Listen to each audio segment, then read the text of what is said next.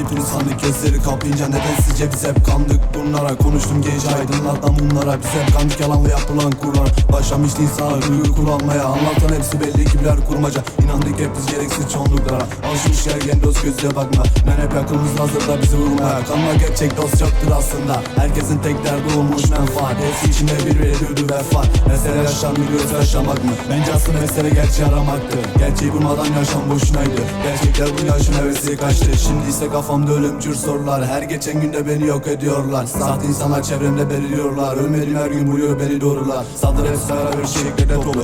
Çok düştük yanımıza hiç dost yoktu. İlk günler destek kalabalık çoktu. Dost düşünüyor düşmanlar hep koştu. Yapamadım bir şey sırtında borç çoktu. Yardım el uzatan yoktu, herkes bizi kovdu. Bu insanlar karşı attı, kalbim hep dozdu. Yaptığım bu ritimler sokakta buldum doğruyu. Şimdi zamanı geri gösterebilir misin ki? Salmış etrafım hepsi gözüne birer tilki. Yandım mutlarım elimde ellilik viski. Bu grubun sandım kafa yanlış gitti. Şimdi derin hayallerim dilimde nefretim. Dinleye dursun beni uzaktan herkesim. Gerçek beni bilense sadece tek kesim. Her düşüneğimden kalkan kişi benim. Yobazlaşmış insana sahte bir döngü. Pişmanlar hepsi bak geriye döndü. Geride kalanlar için artık yıkıldı köprü. Bizimde kalan tadı kalamayan hep öldü. Yıkılmış umutlar kafamda bulurlar. Yağan yağmurda sen kaç kendini kurtar. Her zaman bizi buldu büyüklerin çukurlar. Ben düşün etrafımı sardı hep burada. Tahtımda ise yıkıldı bütün surlar. Her yazımda büyüdü kağıtta suçlar. Saldık diye bana çevremde ektiğim bir uğurlar. Ben çıktım şimdi sen kaç kendini kurtar.